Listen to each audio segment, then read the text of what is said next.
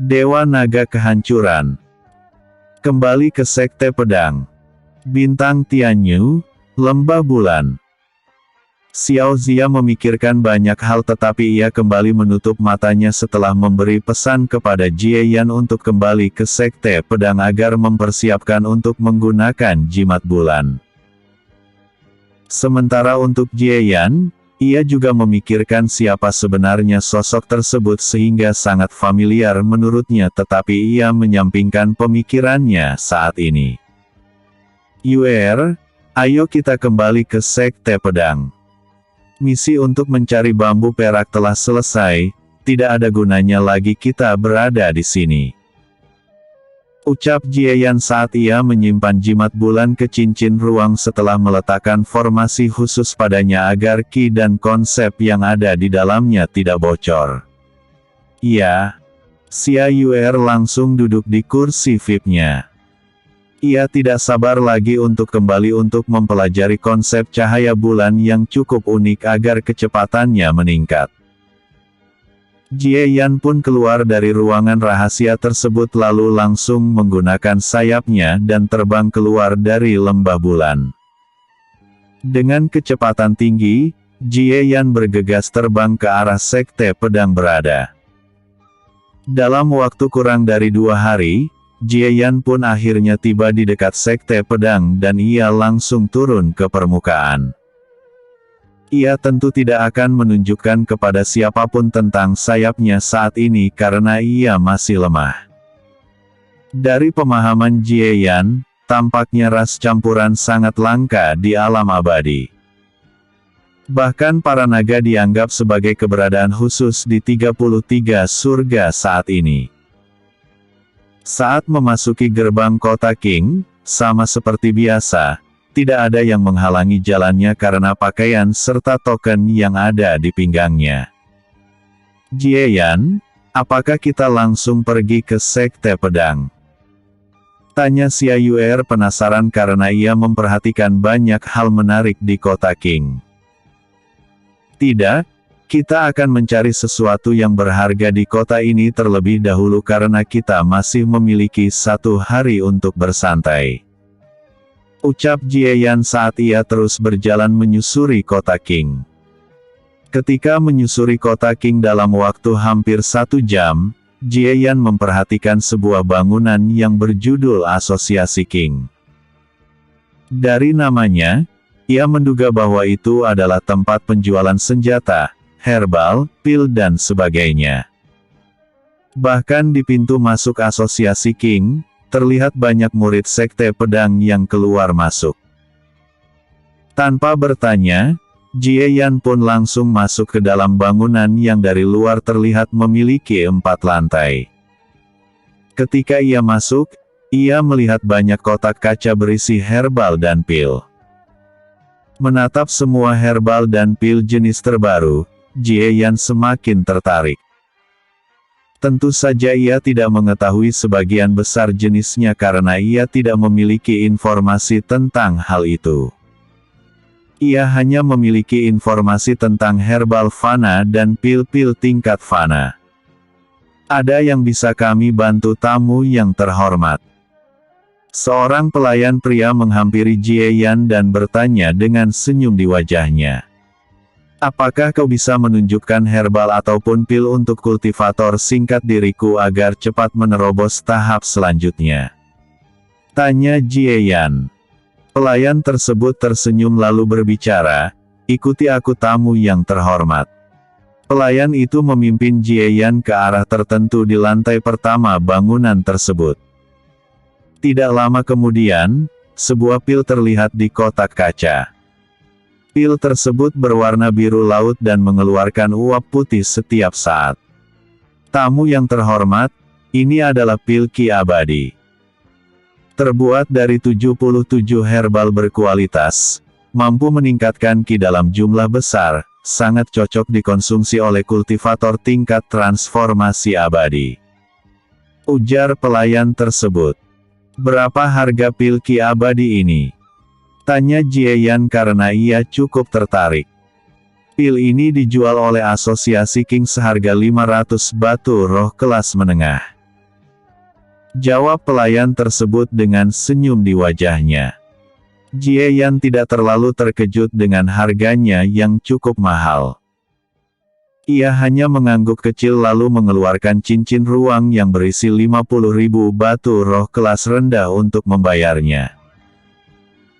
Pelayan tersebut menerima cincin tuang dan setelah memeriksanya, pelayan itu pun mengeluarkan cincin ruang lainnya lalu mengambil pil dari kotak kaca menyimpannya ke dalam cincin ruang lalu memberikannya kepada Jie Yan.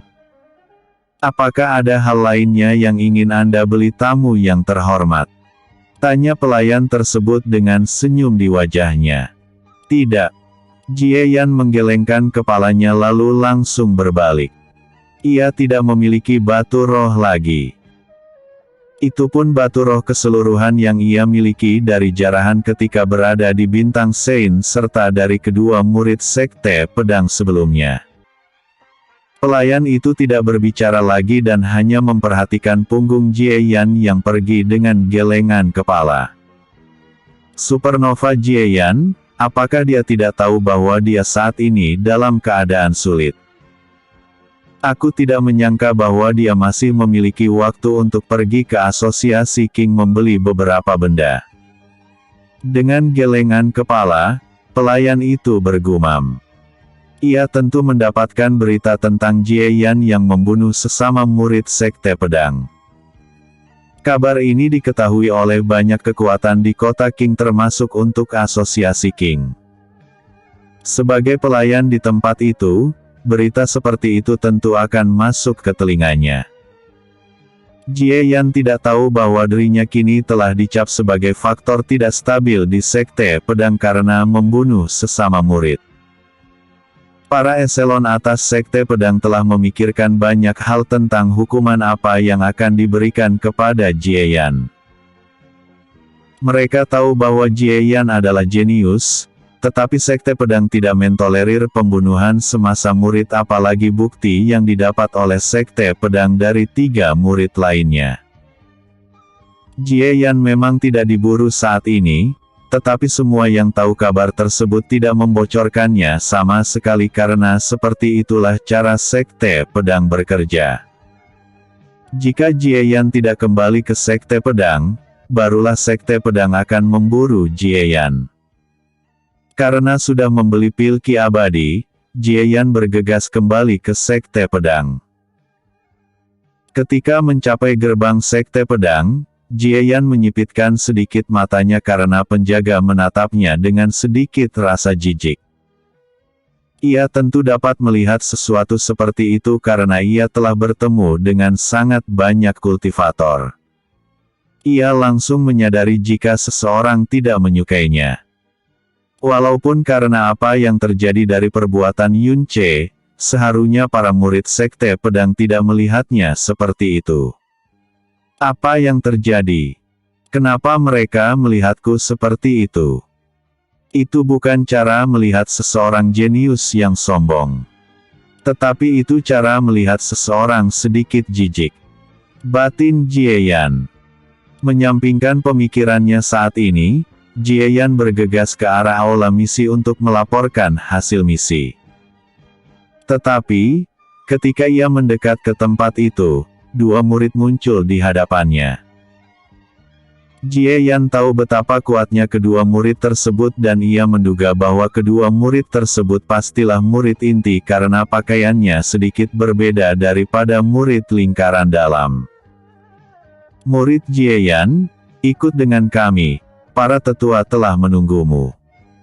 Ucap salah satu dari murid tersebut. Apakah ada sesuatu yang dibutuhkan dariku?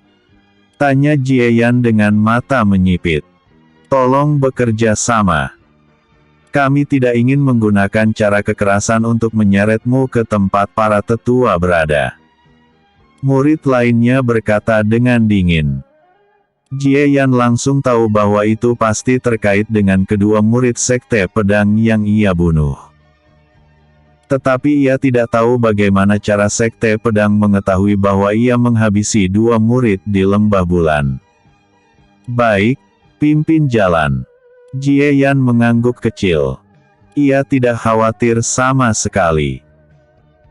Tetapi ia penasaran siapa sebenarnya yang ingin menjebaknya karena alasan ia membunuh kedua murid itu karena keduanya mencoba untuk memperbudak seseorang yang penting baginya, yaitu Xia Yuer. Episode sebelumnya. Salah satu kemampuan mata Dewa Jieyan. Episode berikutnya. Hukuman. Bintang Tianyu, Sekte Pedang. Dua murid inti memimpin Jieyan ke arah pusat sekte. Di pusat sekte, banyak bangunan besar dan Jieyan pun dibawa ke aula penegak hukum yang membuat Jieyan langsung membenarkan spekulasinya bahwa ia ketahuan membunuh dua murid sekte pedang. "Masuklah, para tetua telah menunggumu," ucap salah satu murid tersebut. Jieyan hanya mengangguk kecil. Ia membuka pintu lalu perlahan berjalan ke arah dalam.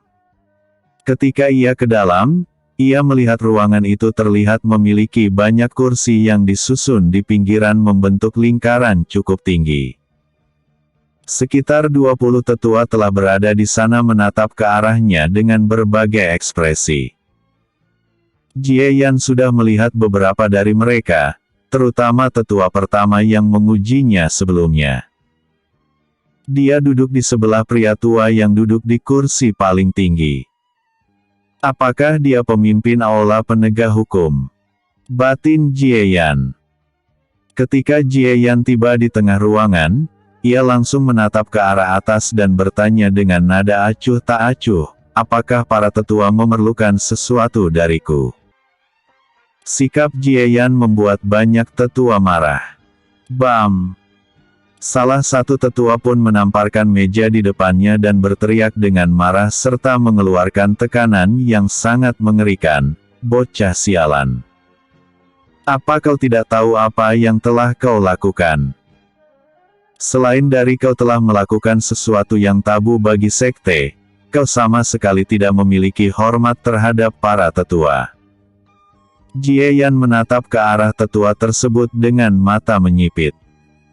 Ia tentu langsung menghafal wajah tetua tersebut karena sudah pasti dia adalah salah satu sosok yang mencoba menyingkirkannya. Benar apa yang dipikirkan oleh Jieyan, tetua tersebut memang berkaitan dengan 3 murid yang mencoba menjebak Jieyan. Tetua pertama dan tetua pemimpin aula penegak hukum menyerit sedikit ketika melihat sikap Jieyan. Mereka cukup menghargai Jieyan tetapi keduanya cukup kecewa dengan apa yang dilakukan oleh Jieyan. "Aku hanya bertanya, apakah perlu sedramatis itu?" Jieyan melirik ke arah tetua tersebut seolah-olah melihat idiot terbesar sepanjang masa. Sikap Jieyan semakin membuat banyak tetua marah.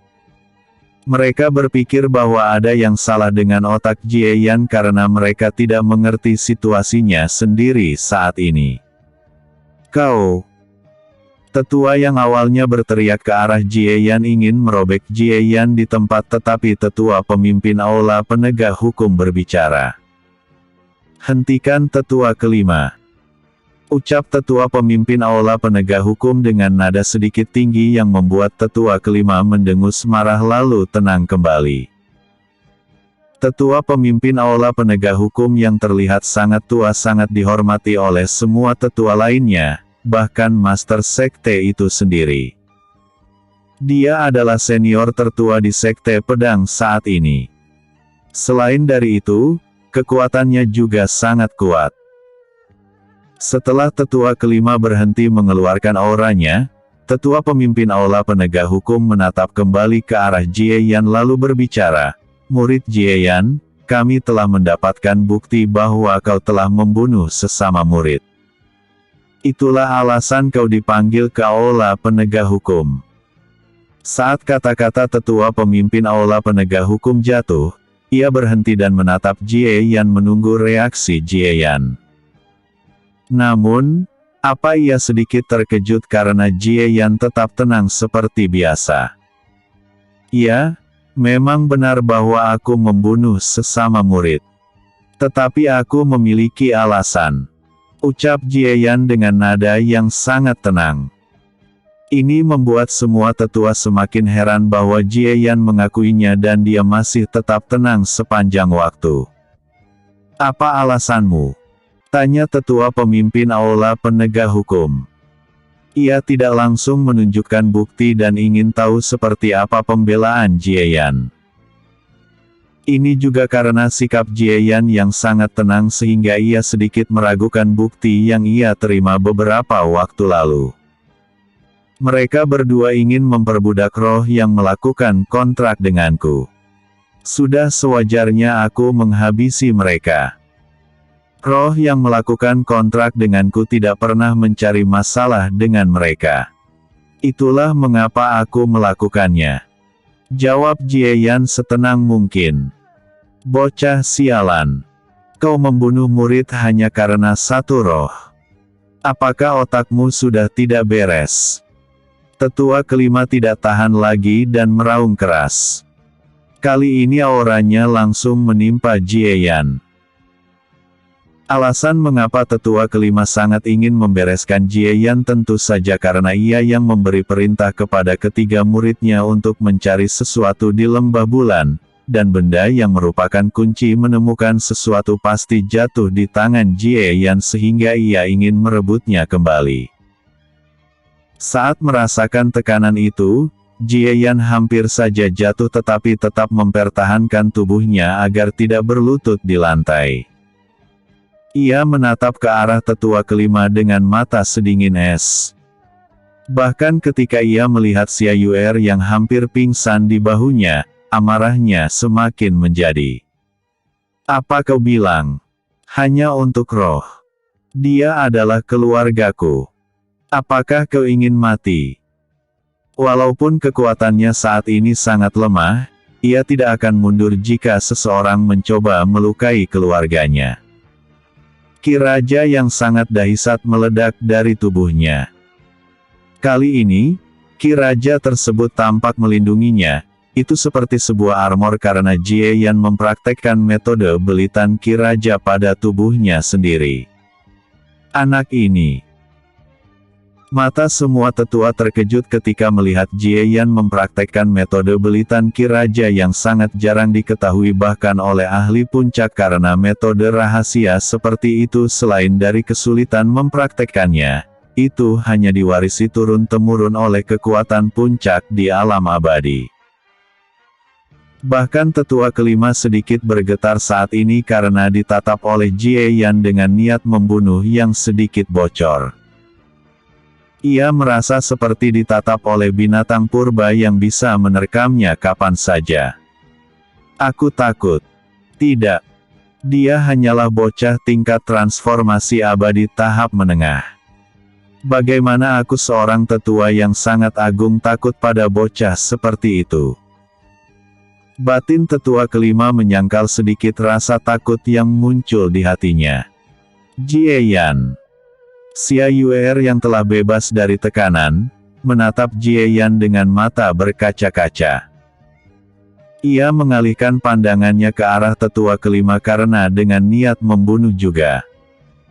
Ia bersiap-siap untuk menyerang sekuat tenaga yang ia bisa jika tetua kelima bergerak. Tetua pemimpin aula penegak hukum menatap Jieyan dalam-dalam. Ia memang menemukan petunjuk kecil dari giok kehidupan yang merekam kejadian dari tetua kelima. Walaupun kebanyakan kultivator tidak akan menemukan kesalahan, ia masih dapat melihat sedikit celah dan sudah pasti ada yang diperbaharui dari giok kehidupan tersebut. Tetapi tidak ada bukti bahwa Jieyan tidak bersalah sehingga ia tidak bisa sesuka hati membela Jieyan. Tetua aula penegak hukum sangat pandai menilai seseorang dan ia tahu bahwa apa yang dikatakan Jieyan adalah kebenaran. "Hentikan."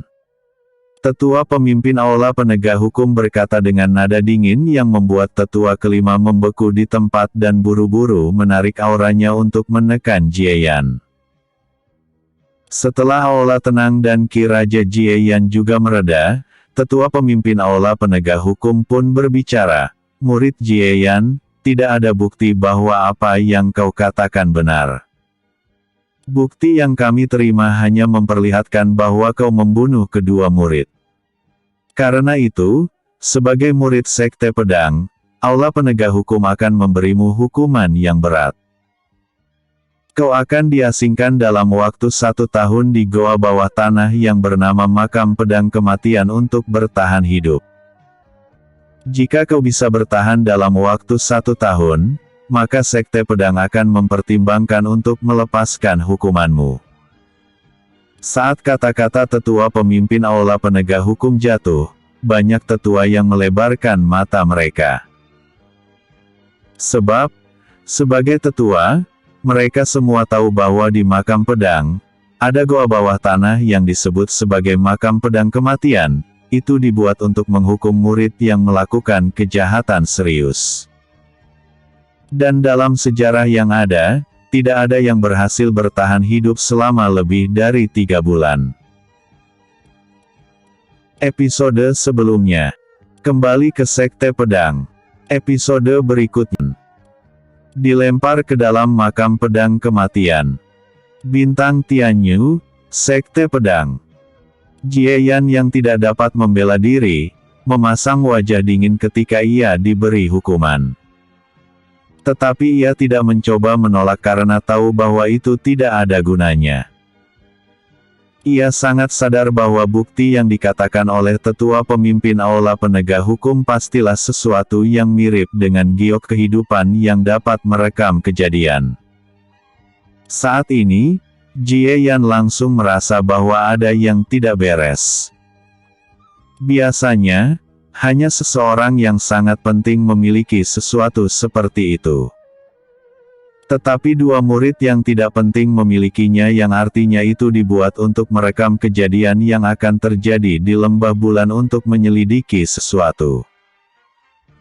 Tatapan Jieyan tertuju pada tetua kelima karena ia sudah menduga bahwa kedua murid yang datang ke lembah bulan pastilah menjadi utusan tetua kelima. Hal lainnya mengapa ia yakin, itu dikarenakan tampaknya tetua kelima sangat ingin ia mati dan mencoba mengambil cincin ruang miliknya. Hal ini juga telah ada di dalam pikiran tetua pemimpin Aula Penegak Hukum. Ia bukanlah orang bodoh, ia telah hidup sangat lama sehingga paham dengan cara kerja dunia kultivator. Tetapi karena Jieyan tidak memiliki cara membela diri, tetua pemimpin Aula Penegak Hukum hanya bisa memberikan sedikit keringan, yaitu tidak langsung memberi hukuman untuk mengeksekusi Jieyan di tempat. Tetua kelima memasang wajah sedikit jelek karena apa yang ia pikirkan tidak sesuai dengan rencana. Awalnya ia ingin menyarankan diri untuk membunuh Jieyan jika Jieyan akan dieksekusi di tempat.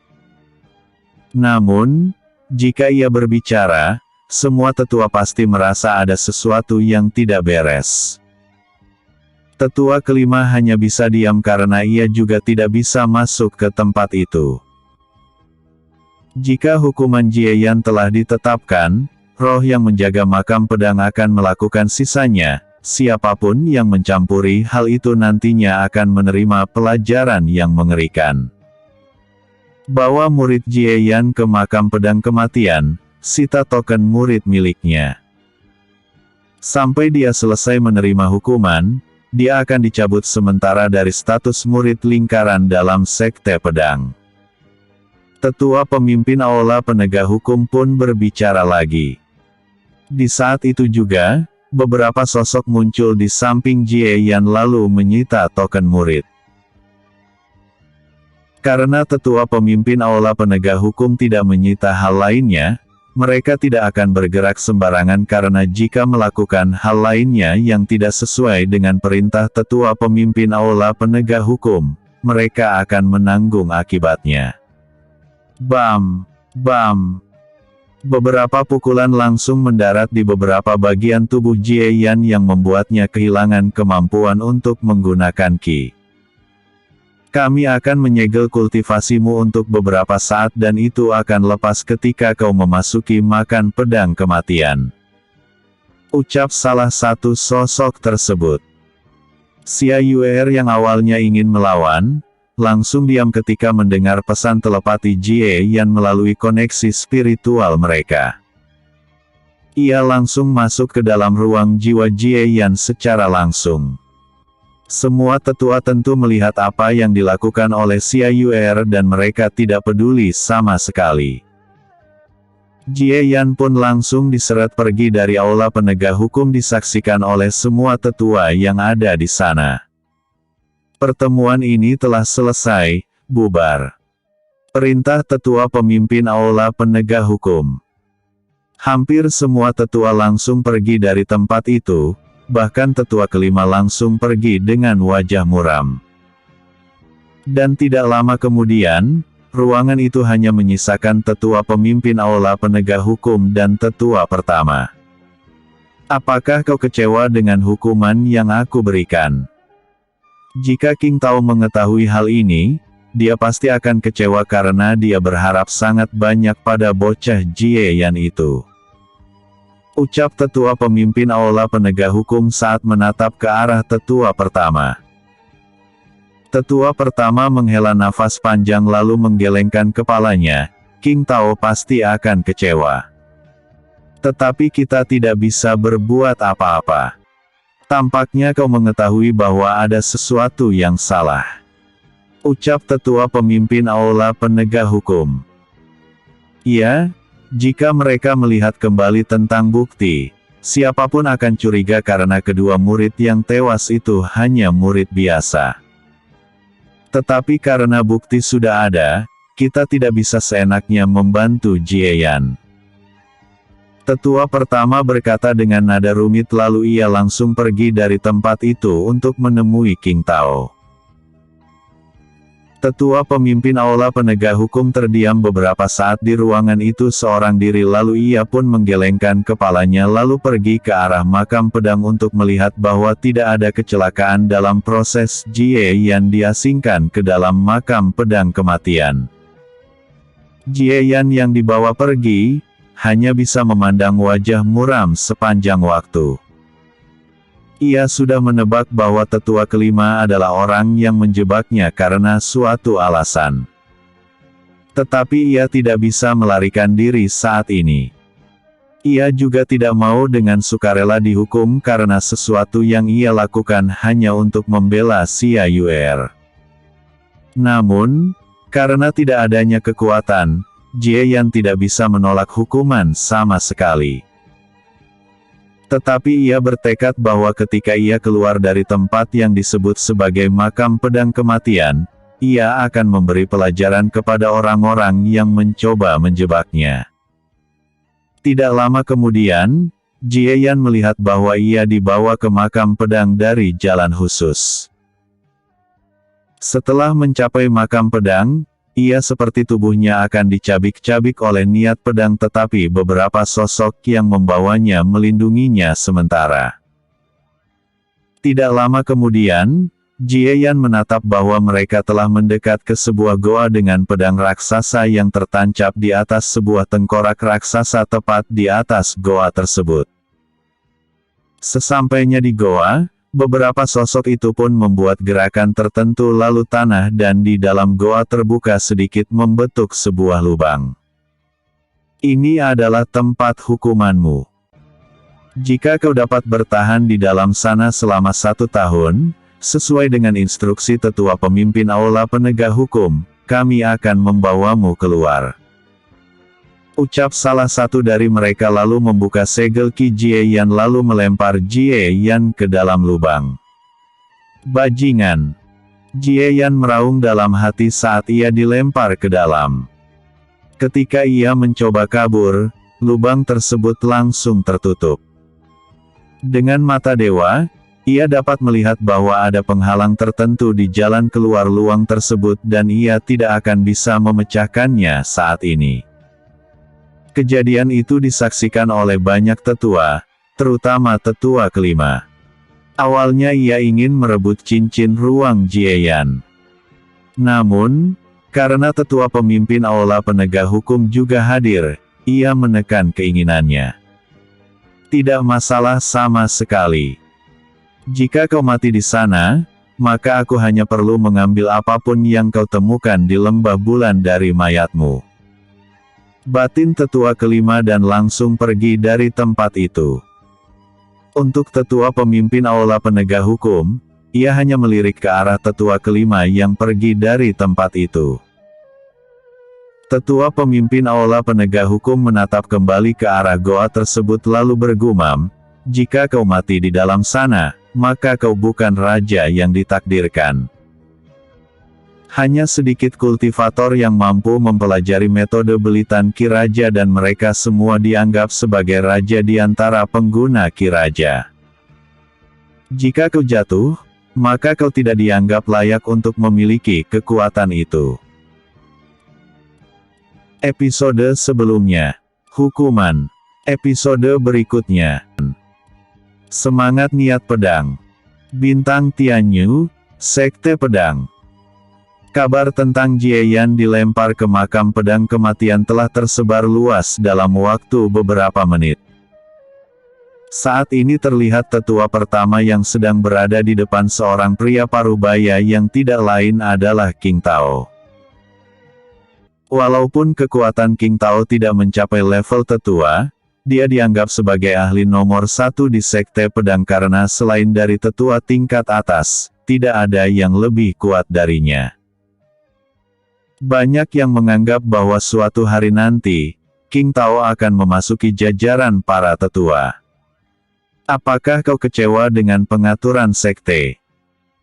Bocah itu adalah seseorang yang kau rekomendasikan dan menghapus kesempatan untuk memasukkan murid mengikuti ujian khusus dan akan dididik denah cermat oleh sekte. Ucap tetua pertama menatap ke arah King Tao. King Tao terdiam untuk beberapa saat. Ia cukup tahu seperti apa Jieyan karena mereka telah bertarung bersama di kota pedang. Dari cara Jieyan dan sikapnya, ia tahu bahwa Jieyan bukan tipe seseorang yang akan membunuh murid lainnya hanya karena tidak puas.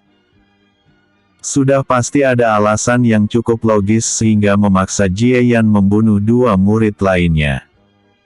Jika dikatakan kecewa, ya. Aku memang kecewa.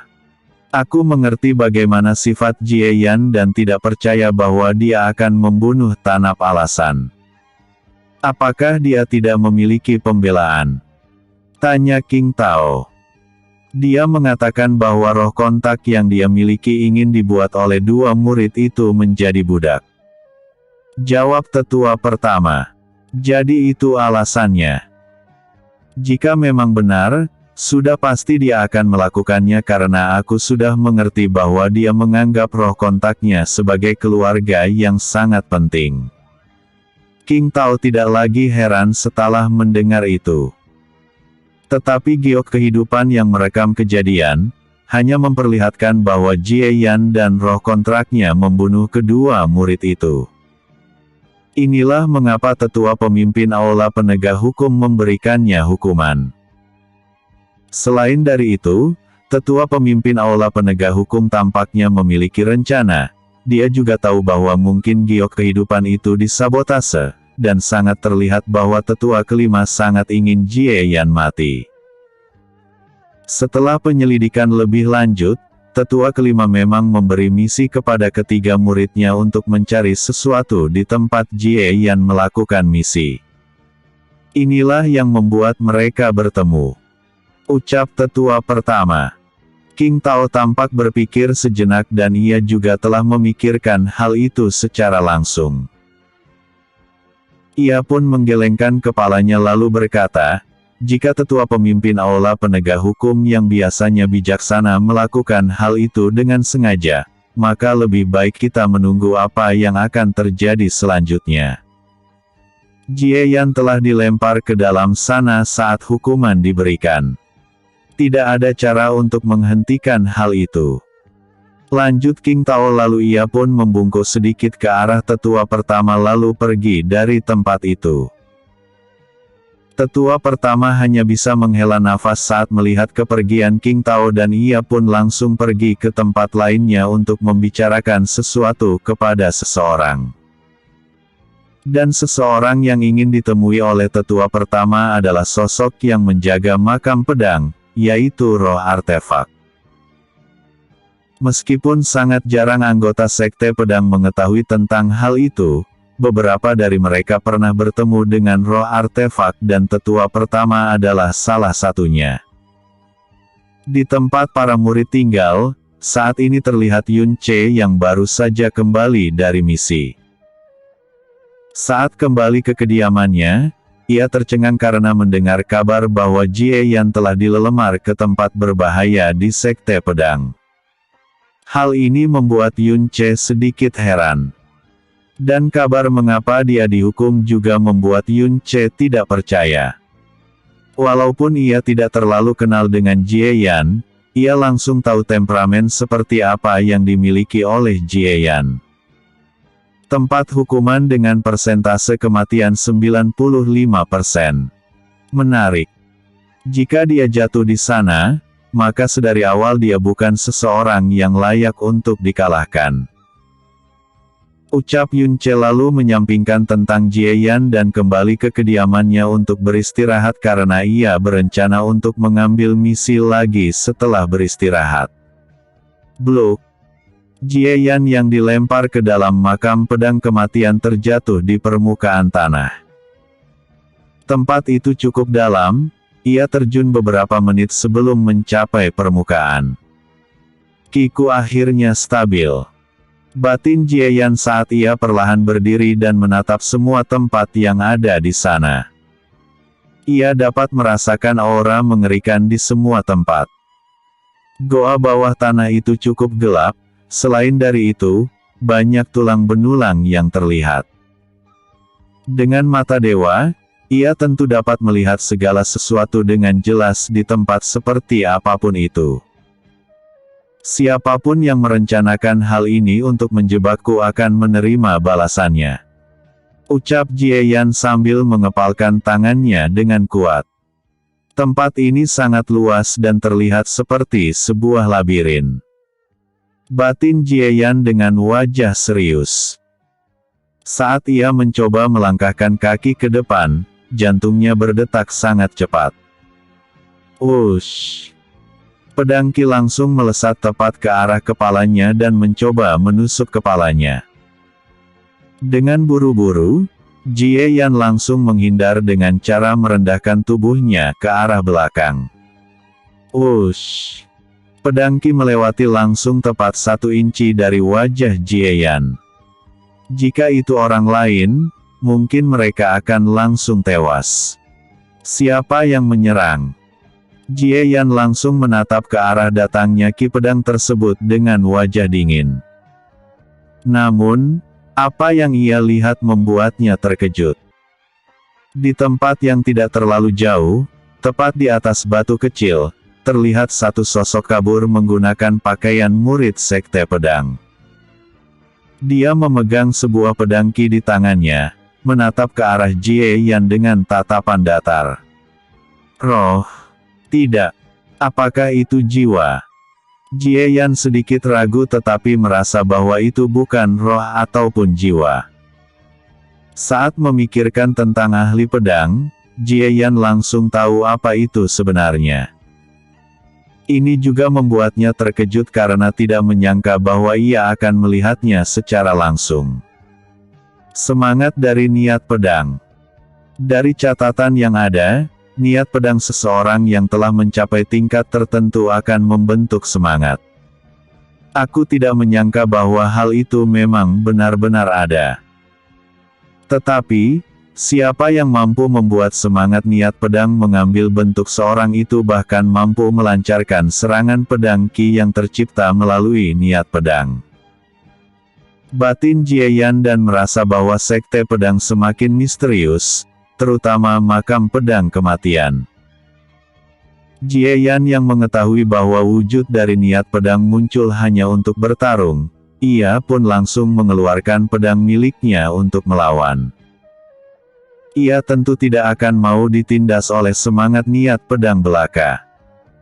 Karena kau telah datang, maka kau akan mati. Ucap Jieyan saat niat pedang meledak dari tubuhnya, lalu ia langsung melesat untuk membereskan sosok semangat niat pedang tersebut. Tanpa diketahui oleh Jieyan, di suatu tempat di makam pedang, sosok roh artefak tampak melamun menatap ke arah bawah.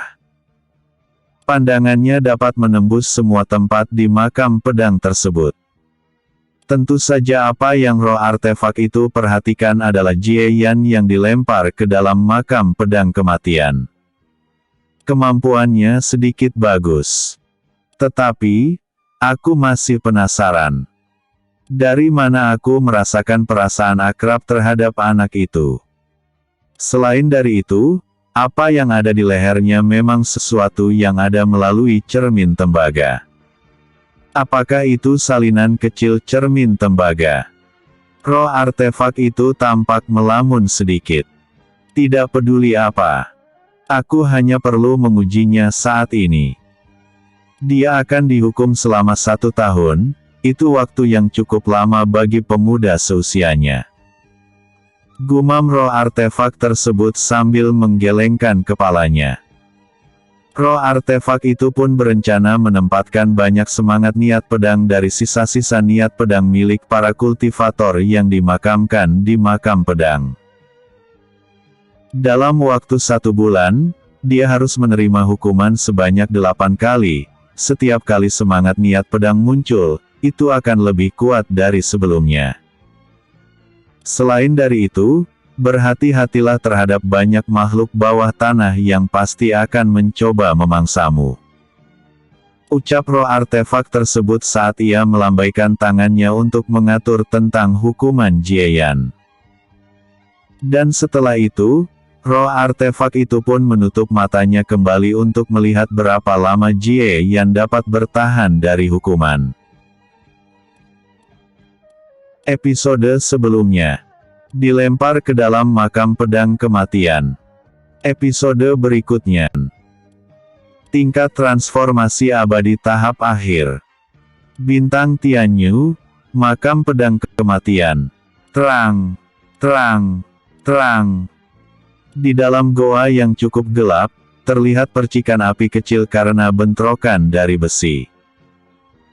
Terlihat saat ini Jieyan sedang bertarung dengan sosok yang tampak kabur, dan itu adalah semangat niat pedang yang membentuk wujud dari pemiliknya ketika masih hidup. Seni rahasia, tebasan kecepatan teleportasi. Sraing.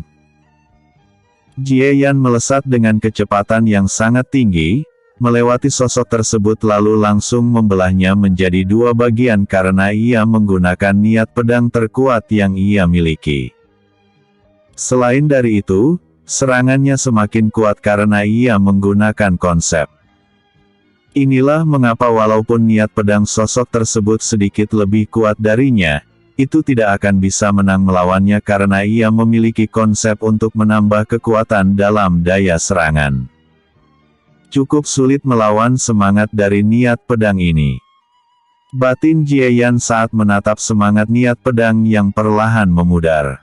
Berikutnya, Jieyan menatap ke arah acak lalu langsung bergerak untuk mencari tempat yang sedikit aman agar ia dapat menggunakan jimat bulan untuk meningkatkan kultivasinya.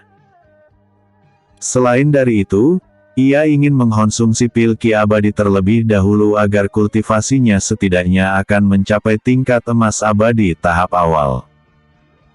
Tidak lama kemudian, Jieyan tiba di tempat seperti sebuah rongga agar dapat bersembunyi.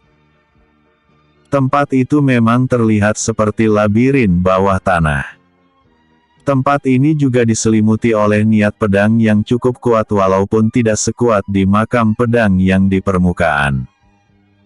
Apa sebenarnya yang membuat tempat ini menjadi sangat berbahaya?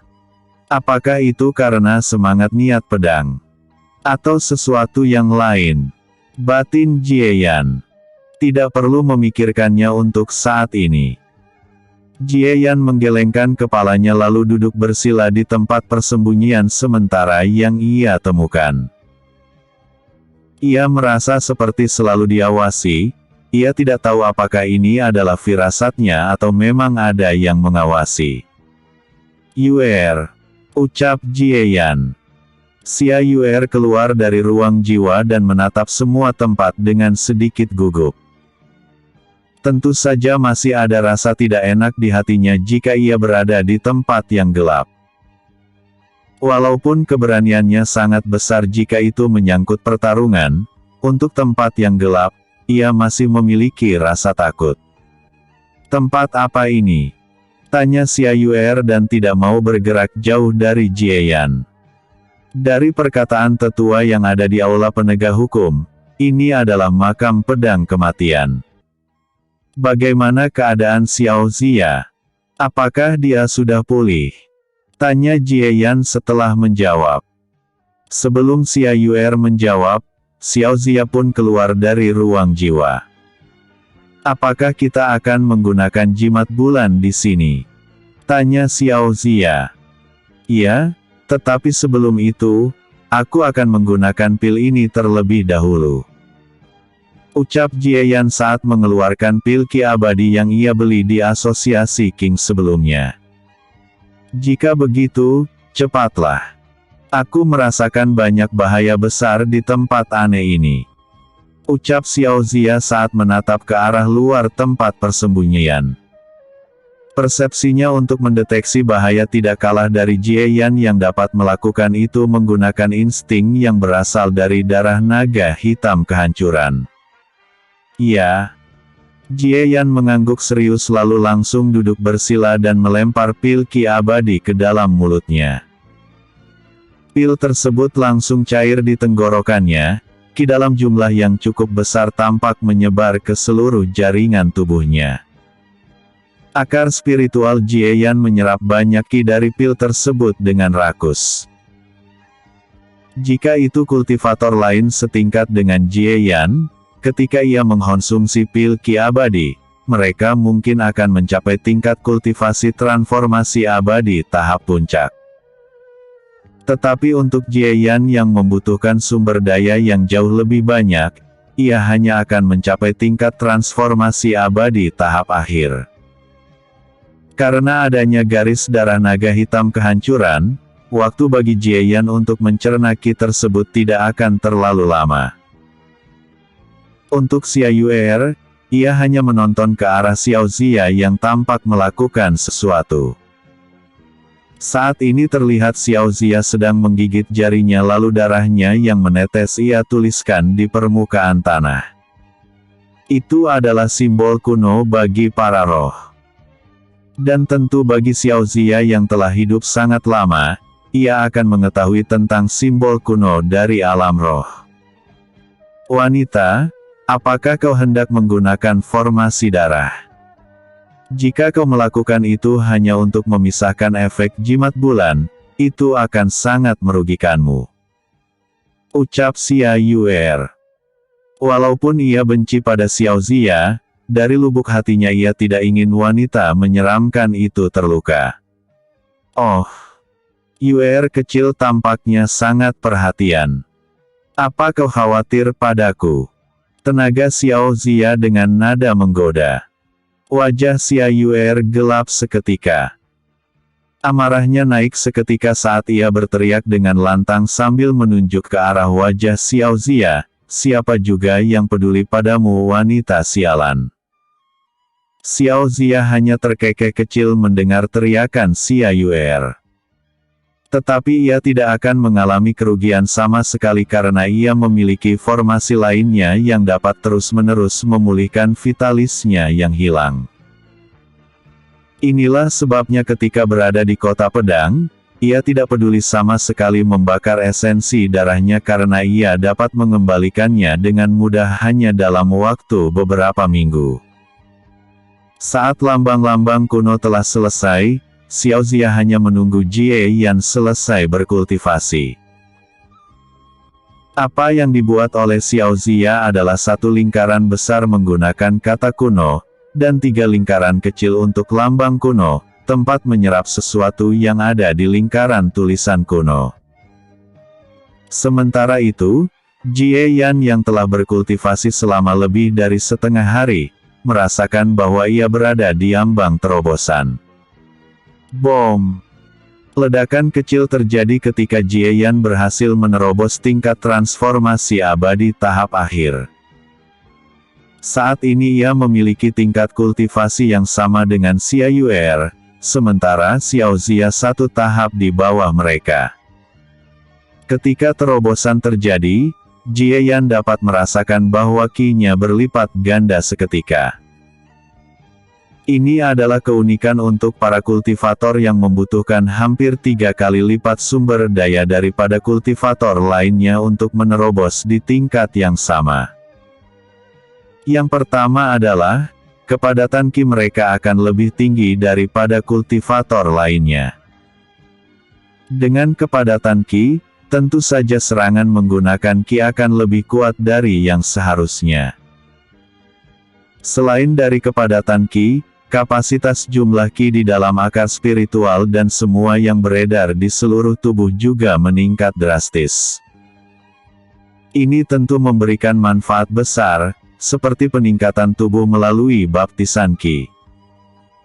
Untuk masalah konsep, itu sesuatu yang berbeda karena itu harus dipahami untuk mencapai tingkat yang lebih tinggi. Hufet. Jieyan menghembuskan nafas yang mengeluarkan uap ki saat ia membuka matanya. Ia tersenyum karena akhirnya ia menerobos ke tingkat transformasi abadi tahap akhir. Walaupun jarak ke tingkat transformasi abadi tahap puncak sangat jauh, ia yakin hanya dengan menggunakan jimat bulan, ia pasti akan mencapainya, bahkan mungkin ke tingkat yang lebih tinggi. Zia, apakah kau tidak mencoba menerobos terlebih dahulu? Tanya Jieyan penasaran. Tidak, caraku menerobos berbeda dengan kalian berdua walaupun aku roh yang sama dengan Xia Yuer. Aku kehilangan kultivasi karena disegel, bukan karena kultivasiku diserap sampai ke akarnya. Jika kekuatan spiritual milikku meningkat, akan lebih mudah bagiku untuk menerobos. Ini adalah perpaduan asli tubuhku, jika jiwaku semakin kuat, bagian tubuhku yang lain secara otomatis akan menjadi lebih kuat. Ujar Xiao Zia. Mendengar hal itu, Jieyan hanya mengangguk kecil dan tidak bertanya lagi. Ia pun menatap ke arah tulisan-tulisan dan lambang kuno tercetak di permukaan tanah.